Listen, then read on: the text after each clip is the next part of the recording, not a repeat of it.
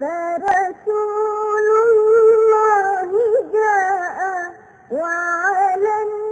যে জায়গাটি দেখতে পাচ্ছেন শিয়াবে আবি তালেব বলে এই জায়গাটি জবেল আবু কুবাইস সাউকুল্লাইলের মাঝামাঝি গোল পাহাড়ের বেষ্টনীর ভিতরে খালি জায়গা, এখন বাস স্ট্যান্ড হয়েছে এখানেই মহানবী সাল্লাল্লাহু আলাইহি সাল্লামকে এবং তার সঙ্গী সাথীদেরকে 3টি বছর পর্যন্ত অবরুদ্ধ করে রাখা হয়েছিল এবং সঠিকভাবে খাবার এবং পানীয় সরবরাহ করা হতো না।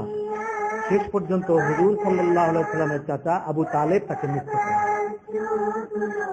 মক্কা থেকে জিদ্দা রোডের পাশে হেরেম শরীফ থেকে উত্তর পশ্চিম কোণে হোটেল আর তাওহীদের পাশে যে জায়গাটি আপনারা দেখতে পাচ্ছেন এটা জিন্দা কবর নামে পরিচিত। এখানে ইসলাম পূর্ব যুগে আইয়ামে জাহেলিয়াতে শিশু কন্যাদেরকে জীবিত কবর দেয়া হতো। শিশু কন্যার জন্ম তারা সইতে পারত না, জীবিত এখানে কবর দেয়া হতো। এখানেই নারী পুরুষ নির্বিশেষে প্রথম শহীদ হযরতে সুমাইয়া রাদিয়াল্লাহু তাআলা আনহাকেও এখানেই দাফন করা হয়েছে। এখানেই তিনি শহীদ হয়েছিলেন আবু জেহেলের হাতে। এটাই হচ্ছে হযরতে সুমাইয়া রাদিয়াল্লাহু তাআলা আনহার কবর। এটা হচ্ছে কবরস্থানের সদর দরজা। এগুলো হচ্ছে সেসব শিশু কন্যাদের কবর।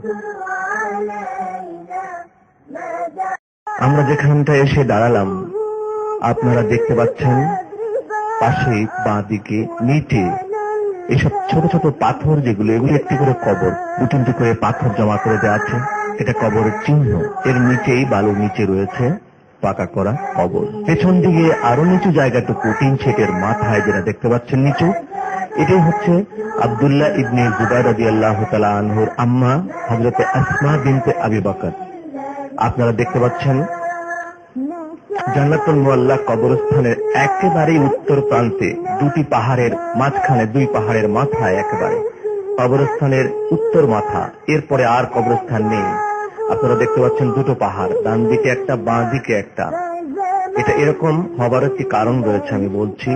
এই 2 পাহাড়ের মাঝখানে দেখতে পাচ্ছেন সবুজ একটি সাইনবোর্ড, তারপরে আরো চলে গেলাম আমরা সবুজ একটি গেট লোহার, এবং পাশেই জানালার মতো সবুজ জানালাগুলো লোকগুলো দাঁড়িয়েছে।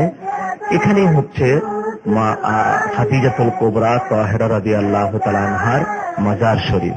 দৈনিক বিশ্বের হাজার হাজার নারী পুরুষ এভাবে কবরস্থানের বাইরে উপর থেকে কান্নাকাটি করে জিয়ারত করে থাকেন, নিজেদের গুনাহ মাফ চাইতে থাকেন এবং নিজেদের জীবনের সমস্ত ইবাদতের সওয়াব এই পুণ্যময় কবরস্থানের পুণ্যবান সৌভাগ্যবান লোকদের আত্মার প্রতি নিবেদন করতে থাকেন।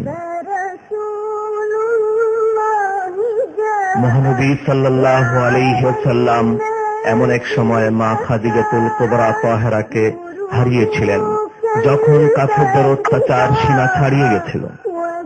আর ঠিক সেই সময় হযরতে খাদিজার বড় প্রয়োজন ছিল আল্লাহর দ্বীনের জন্য। হযরতে খাদিজাতুল কুবরা তাহেরা রাদিয়াল্লাহু তাআলা আনহার যে ত্যাগ ছিল, যে কোরবানি ছিল, এটা সারা পৃথিবীতে নজিরবিহীন। হুজুর সাল্লাল্লাহু আলাইহি ওয়াসাল্লাম সেই জন্যই বয়স্ক হওয়ার পরেও তাকে ভালোবাসতেন। হুজুর সাল্লাল্লাহু আলাইহি ওয়াসাল্লাম তাকে হারিয়ে মর্মাহত হলেন। চোখের পানি ফেলতে ফেলতে সাউকুল্লাইল হুজুরের বাড়ি থেকে এনে এই কবরস্থান পর্যন্ত এনেছিলেন। এখানে হুজুর সাল্লাল্লাহু আলাইহি ওয়াসাল্লাম তাকে দাফন করে শোকাহত হয়ে ফিরে গিয়েছিলেন অন্যান্য লোকদের সাথে। এই জান্নাতুল বাকিতে যারা আছে তারা সকলেই সৌভাগ্যবান।